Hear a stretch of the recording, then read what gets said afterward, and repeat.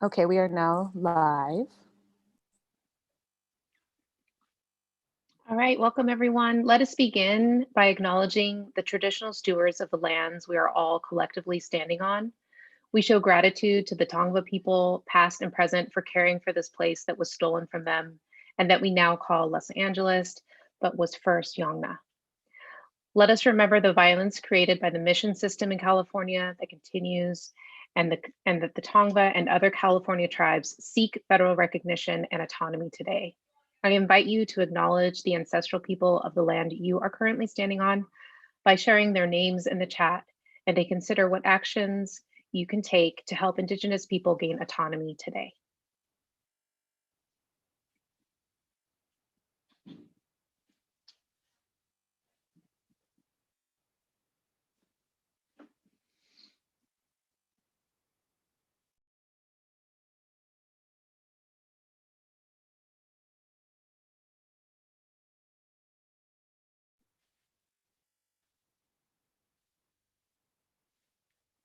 Welcome to the Women Who Submit Literary Submission Workshop and Orientation.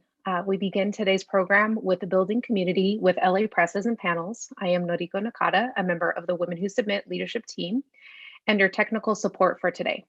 If you're having any technical issues or need clarification, you can message me directly in the chat. In a moment, I will hand it off to the panel moderator, Jessica Ceballos Campbell, but first, some reminders. This event is live streaming on YouTube and will be archived. If you do not wish to be seen, you can shut off your video now. Please check that you are muted and keep yourself muted throughout the program. There will be time in the last 10 to 15 minutes for questions from the audience. To ask a question, raise your hand or use the raised hand emoji and wait to be called on. Following today's panel at approximately 11 a.m., new members will be moved into a breakout room for a new member orientation. This space will be for a woman, this main space, as opposed to the breakout room space, will be for a submission party facilitated by Lisbeth Koyman. This Zoom will remain open for co-working until 1 p.m. And now I pass it on to Jessica. Thank you, Jessica. Thank you, Noriko. And thank you, Women Who Submit, for for putting this together. I'm really excited to have to be able to moderate this panel.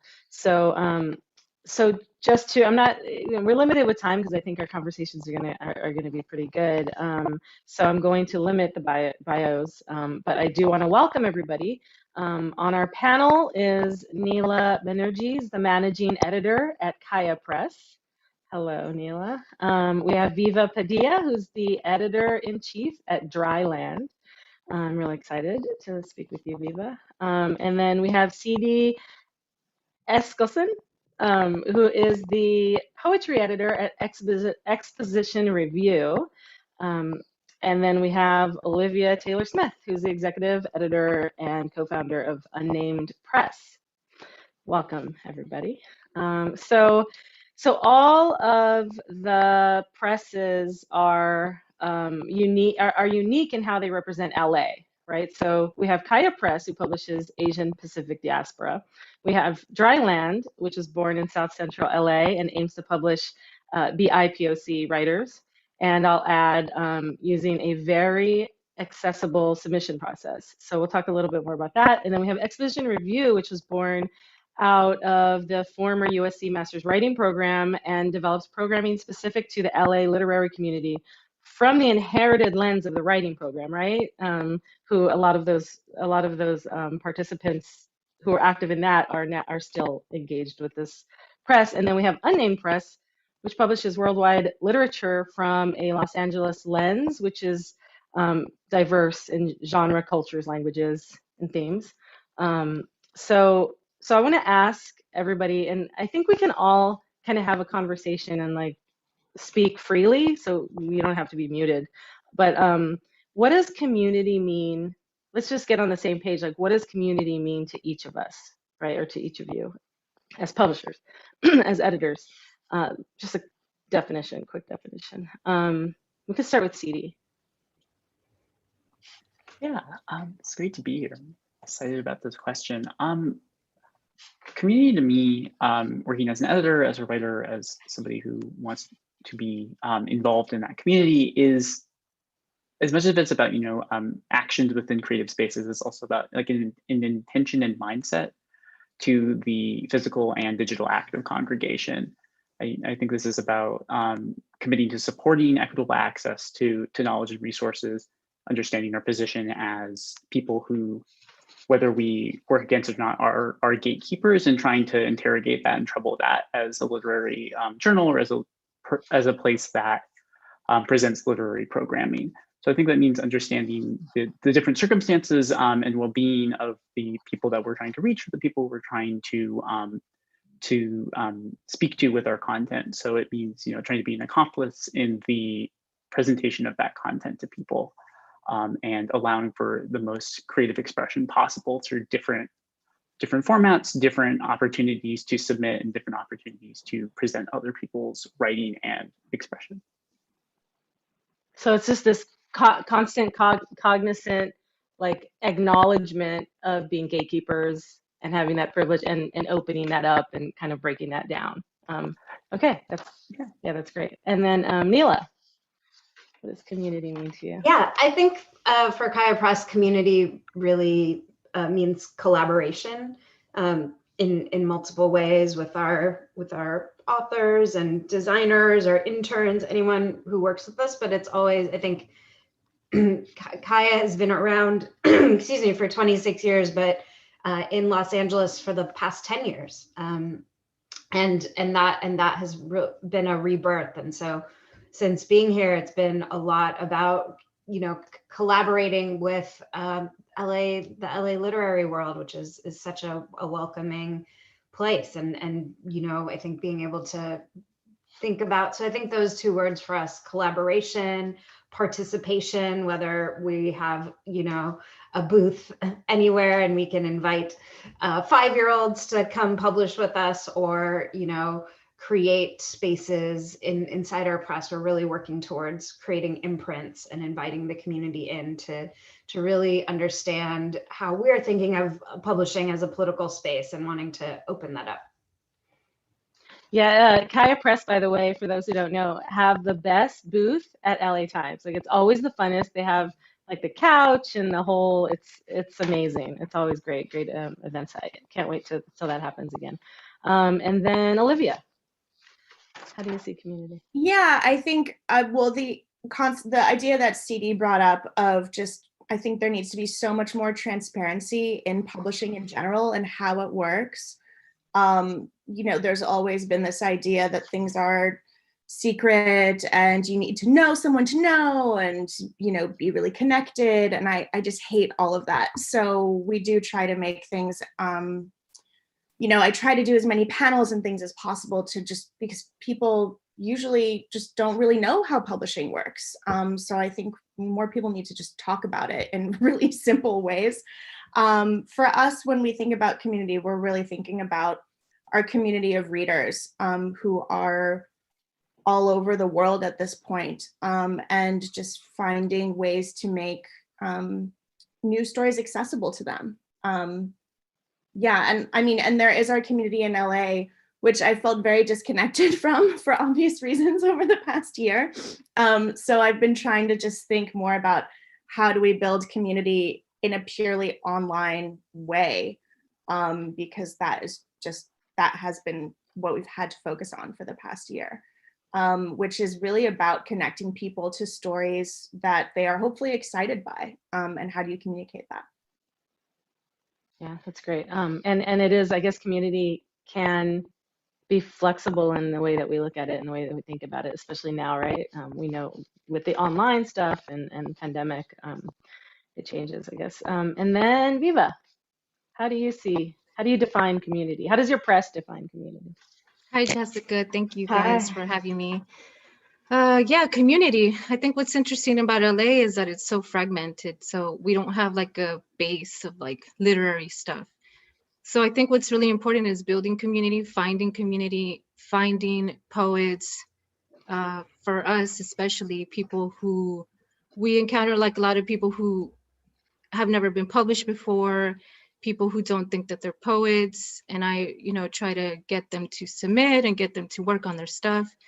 So I think that's really important to kind of fill that void in LA, and also, you know, demystifying publishing and demystifying bookmaking and not making it so elitist as like some of us would, you know, other people would like it to stay. But I think like we're at a point where we can all make books. It's really easy to make a book. So I always keep that in mind with people. I'm like, you know, we're just one place you can get published. There's so many ways to get published. And I never try to stop anybody from doing that. I'm always like, well, you know, Dryland is a stepping stone. It's not the goal. It shouldn't be the goal. It should be maybe your first step, your second step, third step, or maybe if you're established, you know, you're supporting us, but it shouldn't be like, oh, I got published in Dryland, that's it. We're just a stepping stone. So I find that really important to remind people that I work with. I like working with writers and poets on helping them develop their stuff too. So I think that's an important part of community, not just publishing them and then forgetting about them, you know, like kind of looking out for opportunities for them and, you know, promoting their work, going to their readings, going to their, you know, award ceremonies, you know, things like that. So yeah, there's a lot of work to do. There's a lot of work, especially in LA, but I think it's exciting. I think it's fun. And, you know, we never run out of poets in LA. So there's always somebody to publish, and that's exciting. So Yeah, so for Dryland, you see it as a relationship. yeah. And like this long-term kind of relationship, which is great. Yeah. So all of you, and you mentioned like developing the writer, because a lot of writers don't really acknowledge their skill or their talent. They don't know, right? Or they're scared. They're kind of hesitant about this big idea of being published. So how do you, I know all of your presses are really open with submissions. If you're like, you accept submissions all the time, but except for Exposition Review has, you know, you have your calls and your times because you use Submittable, but so how do you encourage, and anybody can just speak, like how do you encourage writers to submit their work, and do you actively encourage them? I know, and Exposition Review, you could talk about your programming, and Dryland, Viva, you and CD spoke, both of you spoke a little bit about how you work in the community with your programming, so you can speak to that a little bit. But yeah, how do you actively engage folks? One thing going off of what Viva was talking about with seeing our position as a journal as a stepping stone, or seeing it as a process in writers' journeys that connects to like how we kind of encourage submissions or get people to submit to us, is our journal is really big about giving feedback to all of our writers, and really kind of trying to establish that idea of a relationship between submitters, like regardless of whether your piece is a right fit for that particular theme or that particular issue, is that we want to work with you. And one of the things we're really proud of is that a lot of the pieces that end up in the issue or end up in the journal have gone through a couple different edits. Like we've worked with those writers and really gotten the pieces to be the best they can be, as well as also working with writers whose work we encourage to pass on to other journals. Like we will give a good amount of edits to people, or give a good amount of suggestions talking about what we think is really working well, or what they might want to look at again, regardless of whether that piece ends up in our journal or not. The other thing we kind of think about doing, because Submittable does have a fair amount of accessibility issues, and we as a journal have been trying to think about that and trying to figure out what to do, is that we do try to offer as many free days as possible.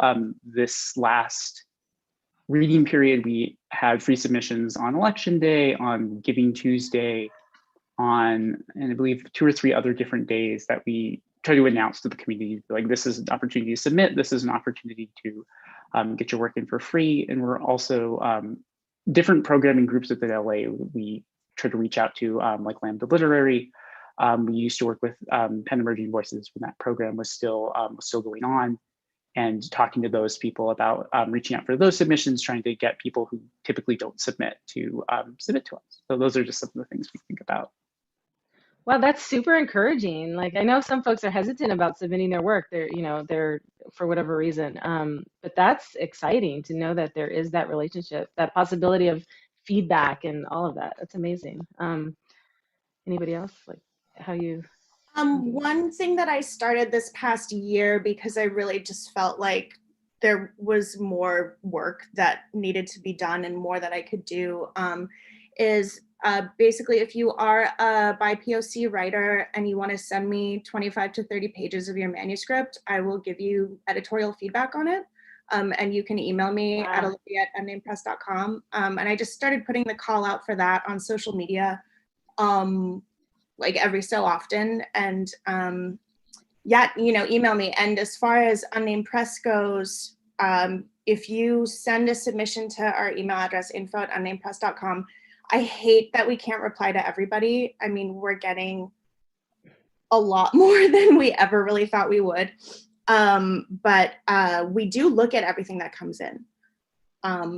So that's sort of, I wish we could do more. But yeah, I am offering sort of like free, just because there are people that have written things and they're like, I don't go to an MFA program. I don't really have a writer's community. Like, I don't know if this is good, and a lot of I've been able to write back to people and have phone calls with them and say like, you really should pursue this. So that's been, I've enjoyed doing that. And yeah, so people can email me, and I guess that's just what we do as far as like actively seeking out people. But we also, we get a lot of submissions. We work with agents a lot. So I'm happy to speak about that world also if anyone has questions. Yeah. That's great. Wow. Thank you. Yeah, Kaya Press has had open submissions for a long time on our website. So our submissions are open. We publish, Asian American, Asian diasporic authors. So it's been amazing. We have an editorial board, and we've kind of stuck by this for a long time. And we don't have any contests or anything.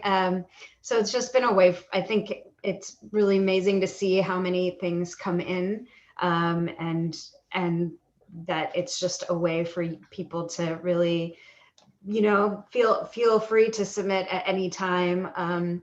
So we're, I think as we move forward, I'm thinking of shifting it a little bit, because I do think if I shift it a little bit to having reading periods, and maybe we have in the last couple of years gotten this really great opportunity to have a residency, a co-sponsored residency at this residency in upstate New York called Denniston Hill. So we're thinking of moving to a kind of a special submissions or a contest where somebody would submit a manuscript that maybe needs some development, and they would also get a residency. So I think, I think we've held that space for so long, and Sun Young Lee, the publisher, is really committed to that openness. But I do think if it was, so one of the things that happens, of course, with that openness is that people don't read our submissions policies, and then it's a lot of work to weed out the people who are not really paying attention and just see that we're a press that has an open policy. So I think because we have a focus, I'm excited to move to a different ways of accepting and encouraging the people to submit, so I think be more on top of it, give better feedback. But also keep that sense of not having fees, and we'll ever have reading fees, or if we do, and I think that's an interesting space for us. But then, because we publish poetry and we don't have a first book prize, so we're really interested. I think it allows us to get, to really invite people of all phases in their life to publish poetry with us, and we are really excited to kind of continue to focus that work. And, we have our editorial board features both, myself and Sun Young, so the people who work directly on the press, along with former writers and poets who've been there before, like Seshu Foster, and, real people who care deeply about poetry, especially poetry and literature from LA. So I think it's really exciting to have that conversation amongst our editorial board, and that everything that I end up bringing to the editorial board from our submissions, it's just really exciting, the kind of conversation that happens around it. So I hope to really get to a space in this year. It was kind of my goal for 2020, but maybe in 21 to really kind of create more of accessibility, more transparency around what we do, and also figure out a way to have it be a space where there's a better way to kind of keep it open, but lessen the people who aren't paying attention. That's great.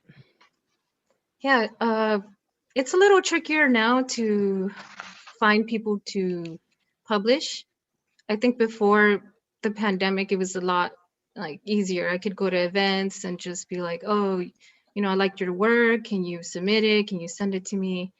And I used to work in community spaces too. So it was like, it was always like discovering people in real life. Now it's a little different. It's a little trickier. What we do is we utilize a lot of hashtags. So like on Instagram, if somebody hashtags like aspiring writer, that's the hashtag we'll follow. We'll follow writer hashtags and stuff like that. And we're always like interacting with the IG audience, which I think has been the most effective, as opposed to like Facebook and Twitter.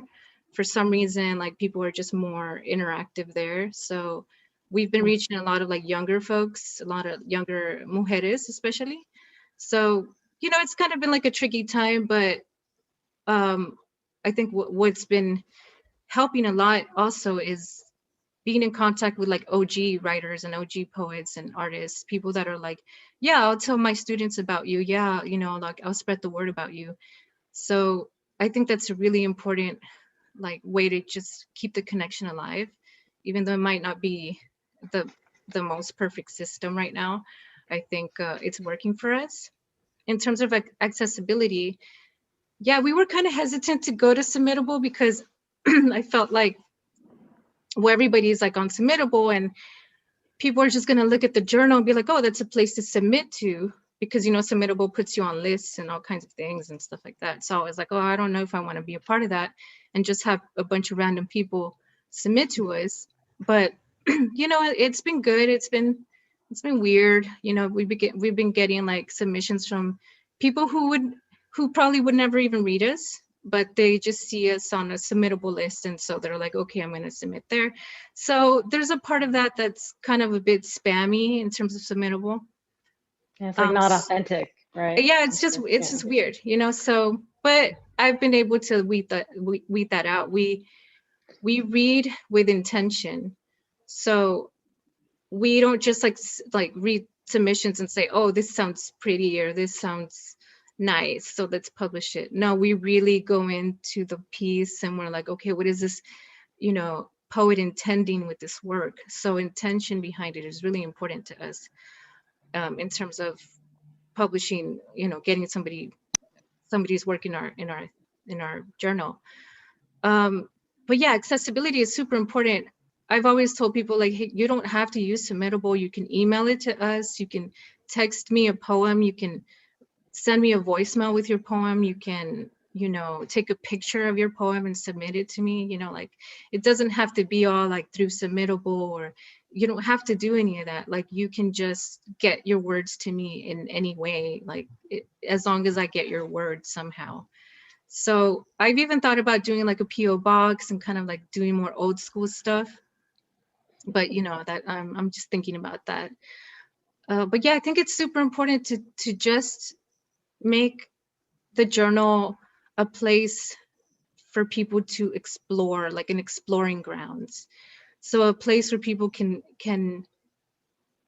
start being a writer, can start their career, somewhere where they can explore ideas, new ideas. It doesn't all have to be like their best work. I always see it as like I can sense when somebody has the potential for more growth. And so I'm like, oh, I want to publish this person because I want to like be a part of their journey and be a part of like helping them get ahead and, you know, sending them off like, oh, here's, you know, we love your work, go off and do great things. So to me, it's super important to just always like keep that in mind, that not everybody knows about submittable. Not everybody is like a writer who's submitting every day to different journals, because there's some people that's all they do. They just submit every, you know, I'm talking about mainly white men.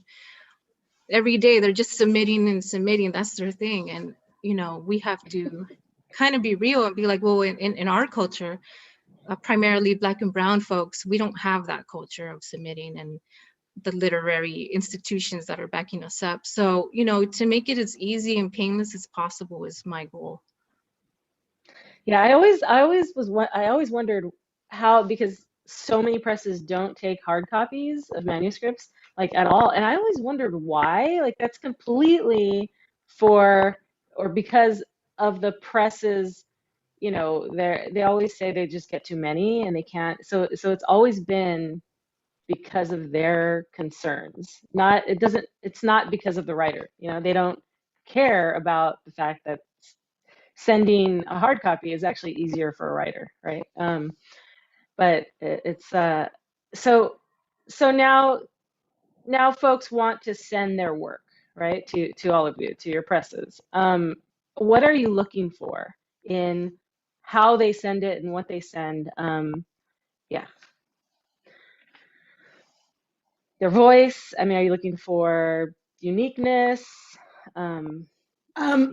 I'll go ahead and start. Yeah, for me, it really is about the voice, because as an editor and at Unnamed Press, I've spent, you know, a year going back and forth with an author. Like we do a lot of developmental work. But so characters, plots, like those things we can change, we can edit, but the voice really has to be there.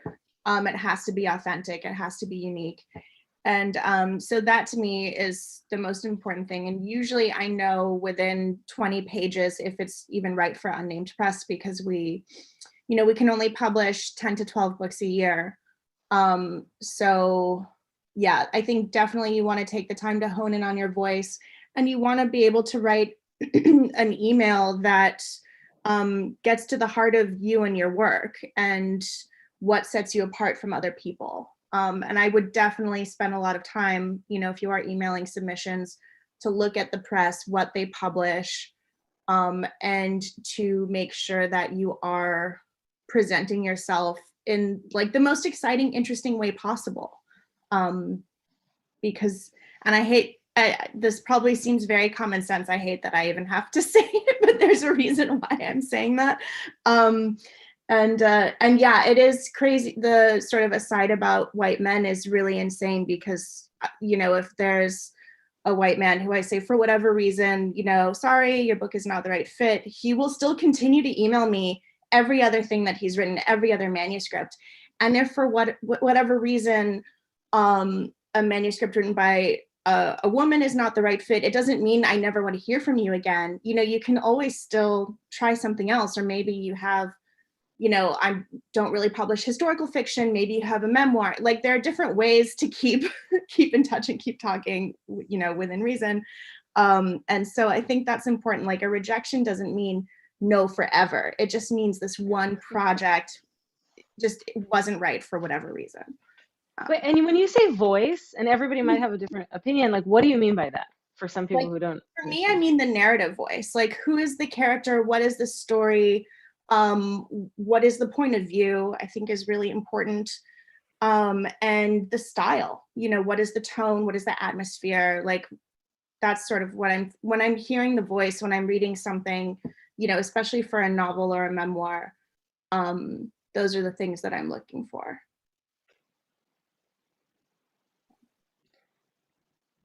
So anybody else have any tips on how to submit their work and what people should be writing when they submit, and how or how they should submit their work?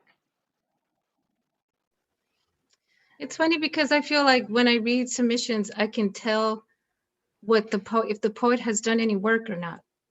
I'm mainly talking about poetry here for the journal, because we also publish nonfiction and fiction. So I feel like sometimes we'll get things that are not entirely fleshed out. They're not thought out. They're not edited. Somebody might read our submission guidelines and be like, oh, BIPOC, that means that means me.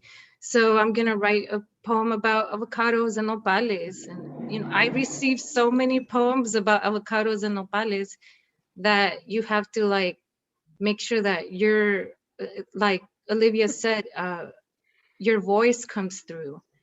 You come through, because that's what poetry is. It's you. It's not trying to sound like somebody else. It's not like I'm using, don't just think like, oh, it's Latinx, so I'm going to use all the keywords that I need to in order for it to be a Latinx poem.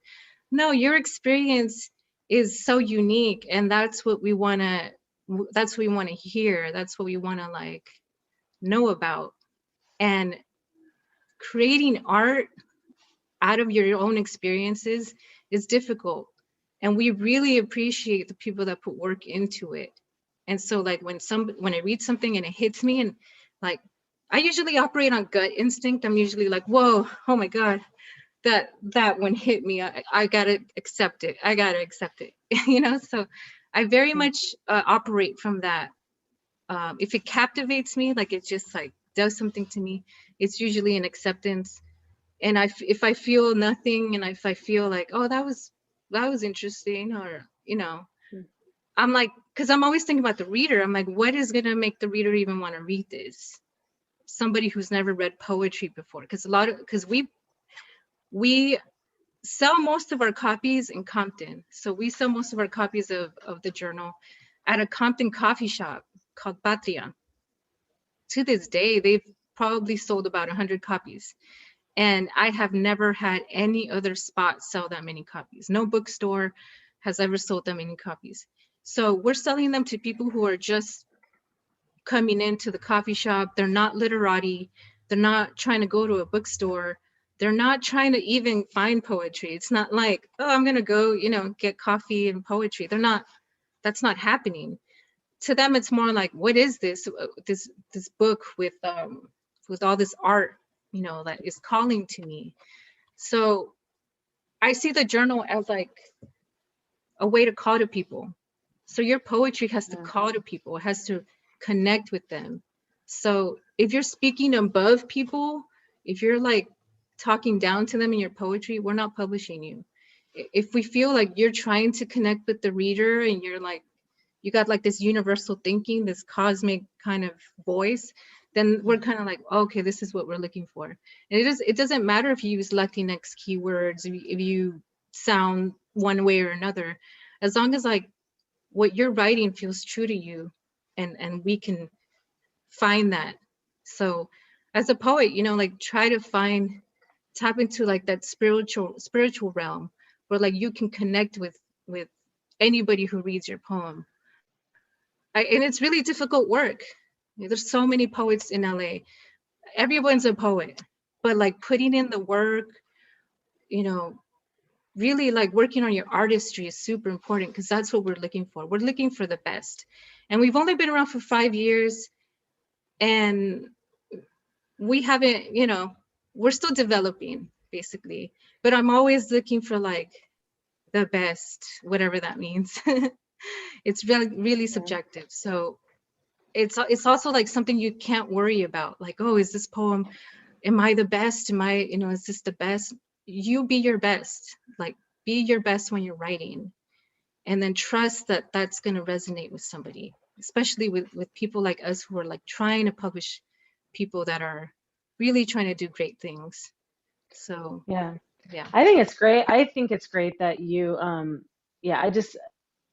I think it's great that you look for the best, and you know that who your readership is, who your audience is, and it's from that same community. It comes full circle, right? And our stories are diverse. Our stories are, they expand across the universe of different, backgrounds, and it's great, and it's really reflected in your journal, and I think that's great. But that reminded me, like, where's the readership? Who is the audience? Who's reading the books? Why should people submit to that particular press, to Kaya, I mean, Kaya's kind of refined who the audience is, but like, do you sell in coffee shops? Do you sell in, is bookshop the main place where people buy the books? Like, do you know your readership and audience? I mean, you do.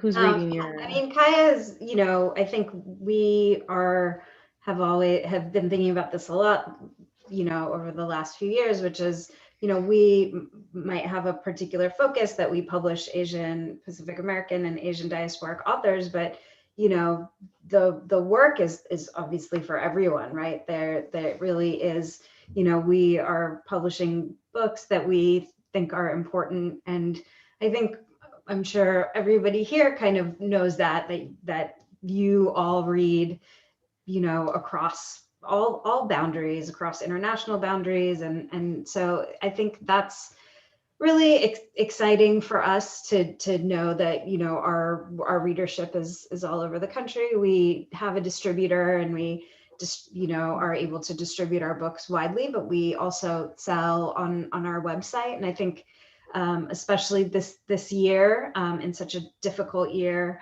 to see how many people just seek us out and buy books from us directly, which is such a huge way to support any small press, has been really, really heartening, that people continued even in those really tough months at the beginning of the pandemic, when Amazon was not shipping books and had deprioritized books, that people were coming to our website, and we're a nonprofit, donating to us, ordering books, interacting with us on social media. I think that in this time of kind of not being able to connect with our communities in the same time in the spring, when usually we would be at the LA Festival of Books and inviting other presses into our booth, or at various conferences, or hanging out wherever we could with communities to sell books, to really be able to figure that out. So I think that's been important to us, and I think hopefully really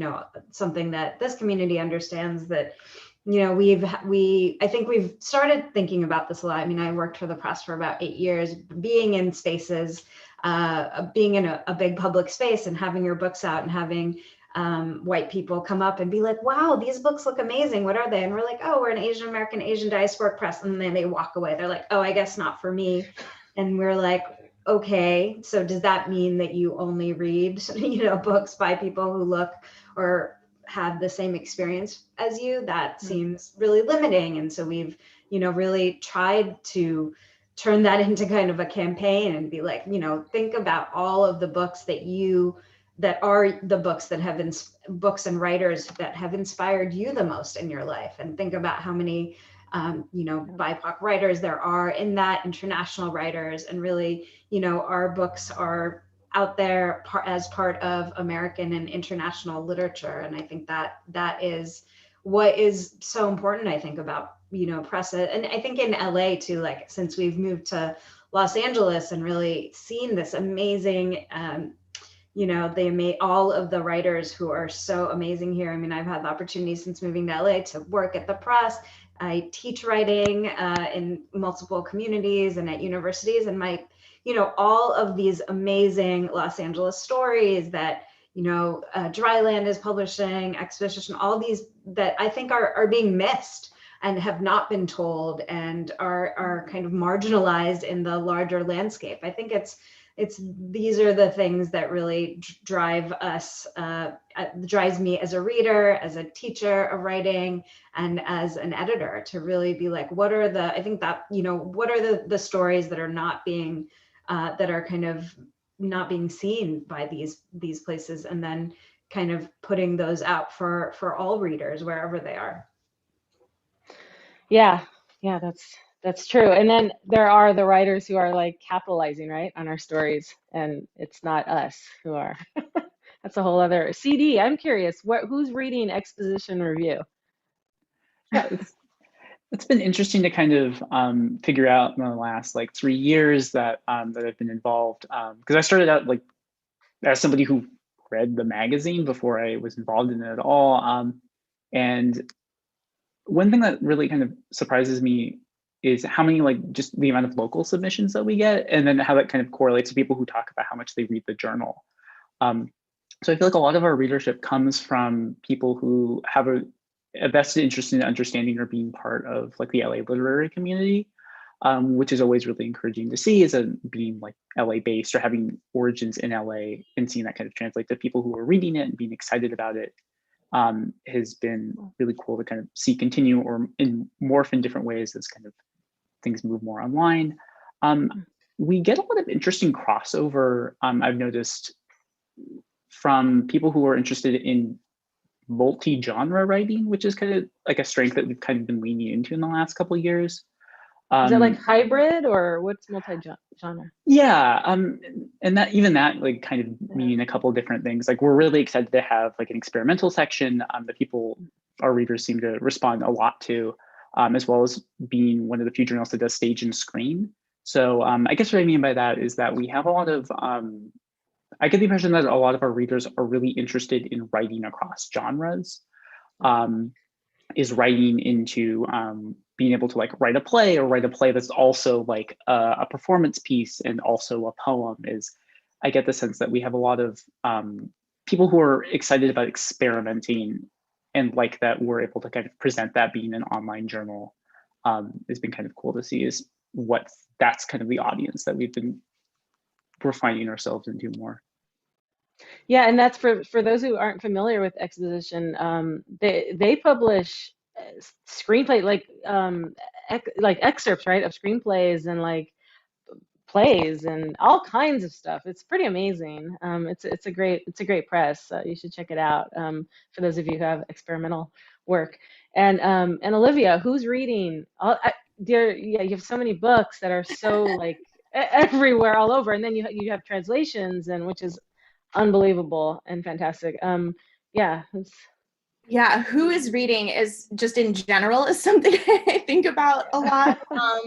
Millennials are reading. You know, my generation, our generation, that's our main audience.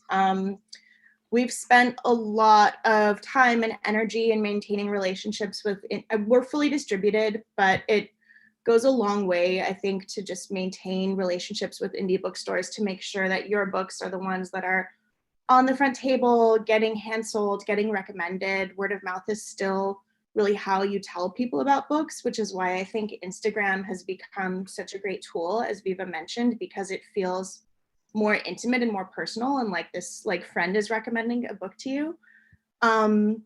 So yeah, our readers are all over the place, which has been, it's just been really amazing, and obviously vary by book to book. But yeah, we've noticed that the majority of readers are definitely millennial women, and that's true for the book industry in general. I think like 40% of physical book sales are purchased by millennials. So I think that's a good sign of the way things are going.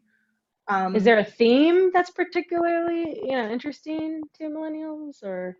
No, why? I think it's just an interest in, buying books and consuming books. I don't know that it really doesn't, I think that doesn't depend on the genre necessarily. Yeah. But yeah, who is reading is something I think about a lot. And like where, and even thinking about translations, I listened in on a panel a few weeks ago that was about like why translations matter, which to me is like that's such an American conversation, because everywhere else in the world, people are reading translations of all kinds all day long, and they never stop to think, oh wait, this is translated. So a big thing that we want to do is have our translations really sort of transcend that label that just gets sort of, they get placed in the special corner. And I think it's really important that we find ways to celebrate translations for the merit of the work and not just the fact that they were translated. So that's something that I think a lot about too. Yeah. Can people submit work that, like, how do people go about submitting work in other languages? Like, how does that process start? Usually it's via the translator. So a translator will reach out and say, I've found this really interesting writer, what do you think? And they'll have a sample, and we go from there. Or sometimes it will be like at the Frankfurt Book Fair, which is like the biggest international book fair. You know, you will meet someone or hear about a book and then find a translator to see if they're interested. But usually the translator acts kind of like the agent. Okay. So I think we should take some questions, since this is a Women Who Submit panel and people want to submit work to these amazing presses and beyond. Does anybody have any questions? I'm kind of scanning through the chat to see if there are any questions. We'll give it a second here. Oh, here, raise hand. Okay, I see Anne have a question. Let's see. Go ahead. Hi, guys.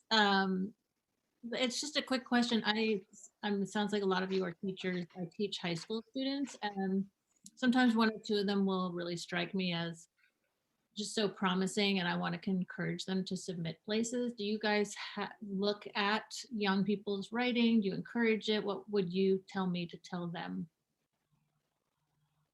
And someone else is asking the same question. What age requirements do your journals have? I'm not sure. For me, I don't think I would ever want to have a contract with someone who's under 18. That's just a line I don't want to cross. But so my recommendation would just be to keep reading and to keep writing and to read authors and genres that you wouldn't normally, that they wouldn't normally be exposed to or read, and to, you know, go to the library and discover new voices, and keep at it. But as far as like for a book contract, I would wait a few years. This is something Exposition Review is really excited about. We love looking at work regardless of people's ages, and I think being a journal is a little different than working with a book contract. One thing we do every year is we partner with Write Girl, which is another LA organization that works with young women who are interested in writing. And we do a panel with them, and we do like a submission party with them and encourage them to submit to us. And every year we take one of those pieces that comes. So that's something we're really excited about. So I would recommend submitting regardless of age. I don't personally think that matters that much. For journals, I think book contracts is something you might want to wait on, but I would recommend looking at Write Girl if they're based in Los Angeles. I think it's a great opportunity. For us at Dryland, we don't look at age. There's never like a little thing that says that asks like how old you are. So I don't really know who we've published, like how old they are or anything. So I would say that, yeah, get them to submit to journals and get them into the practice of it, because you do have to build a thick skin. You're gonna get rejected eventually. It's probably gonna happen more than once. Probably gonna happen your whole life as a writer and poet. So it's good to kind of get into it early and start, you know, building up that thick skin. Like I said, I would never try to stop anybody from being great. So it doesn't matter what age they are, as long as they can bring it, you know, as long as they can do the work and do it well. I think like they should be encouraged to submit, and don't make age the issue. It should never be an issue. So yeah, I mean, do it. Start early. Yeah, you know, alternative field, we're a library, a poetry library, but we also publish anthologies on different issues that are affecting our community, whether it's environment or housing. And I always encourage, you know, the younger the better, because being a part of a community, especially one that is this poetry community, especially dealing with issues in our community, which I know Dryland also publishes stuff like that, and Exposition. So like it really encourages, I think, emerging writers at any age to kind of be more invested in your community and in a community at large. And it's just there's a bunch of bonuses and pros to that. You really grow into a person who's a little more well-rounded than if you weren't writing or published, I guess, as a youth in these journals. So I really recommend it. Okay, so there's a bunch of questions. Do you attend online readings to look for writers and poets? Is that something like A&R for poetry?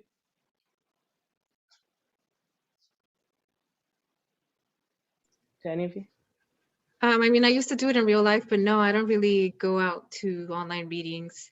I kind of been on a like online diet. I'm trying not to be online so much and be in all these things too much. It just doesn't feel the same. It doesn't feel right. So I would say no. I'm just kind of like looking at books that come out and try to order books, read new books, read journals, and just kind of solicit anything that I like solicit any poets that I think would be a good fit, or any writers. So no, I don't do it, but that's because I'm not online as much. I try to balance it. If I started out the beginning of the pandemic, like going to a lot of online readings, and I think having a diet is a really important thing to have, especially as like a teacher or anybody that like is on Zoom all day. I think it can get hard to kind of be present during those readings. One thing I try to do is try to see what panels are going on or what readings are going on, and sometimes you see names coming up, and then you just sort of start. It's a good way of seeing whose work you might be interested in. So just using it as a resource of seeing poets and writers whose names keep coming up in the circles you're in, or also looking in other circles to find work you might not find on your own. For sure. What advice would you give to people who may be looking to work in publishing? Where would be a good place to start? It's not really a submission question, so if anybody wants to like answer that, we'll just do a quick answer.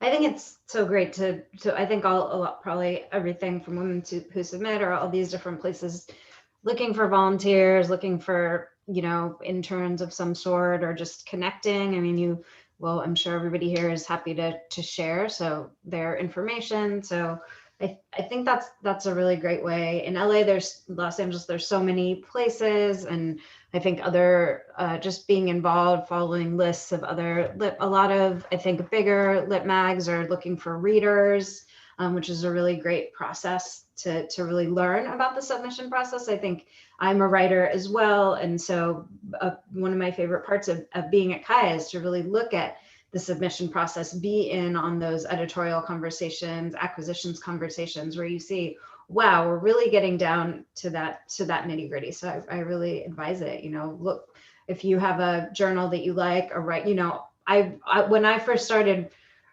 sending my work out, like I just went to Roxane Gay's website when she was publishing a lot everywhere, and just submitted to places and tried to follow up with places she was submitting. So I would just do that, follow a writer, look at, just and go to their website, find a journal, and then like contact that journal, just use people you like, even if you've read one poem, as a roadmap. That's good advice. So what advice can you give for those that want to create their own print or online journal? Kind of similar advice to that.